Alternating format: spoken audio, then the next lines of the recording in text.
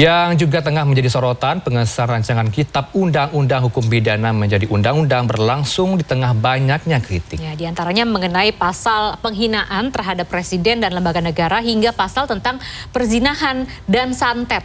Kita simak laporan khas redaksi berikut. Pasal-pasal tersebut terdapat 17 pasal yang akan menindas. Telah bersepakat untuk menyelesaikan pembahasan dan menyetujui agar tentang KUHP dapat dibawa dalam rapat paripurna ini untuk mendapatkan persetujuan.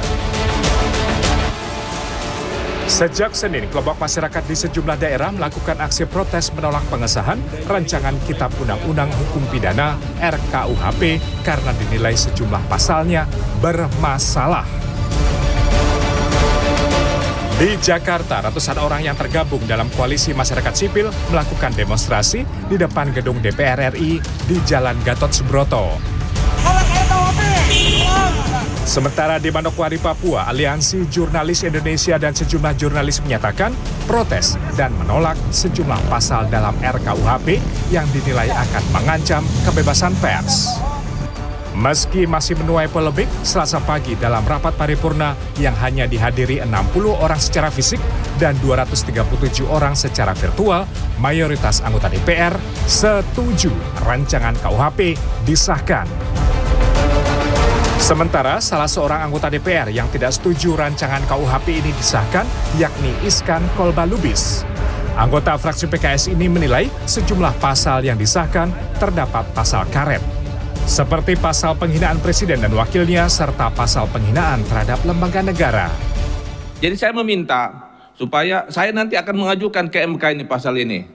Saya sebagai wakil rakyat, saya nggak penting sudah diputuskan di sana, nggak penting. Baik, kalau begitu sebentar, kasih saya waktu dulu. Catatan sudah kita terima karena fraksi PKS sudah sepakat dengan catatan. Saya wakil rakyat. Catatannya sudah kita terima.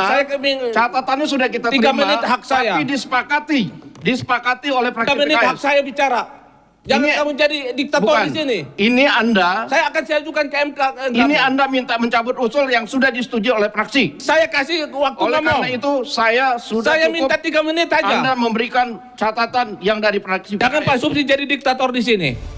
Selain pasal soal penghinaan presiden dan pasal penghinaan lembaga negara, ada sejumlah pasal yang menjadi perbincangan publik. Di antaranya soal perzinahan. Dalam RKUHP, pelaku perzinahan bisa dipenjara 1 tahun.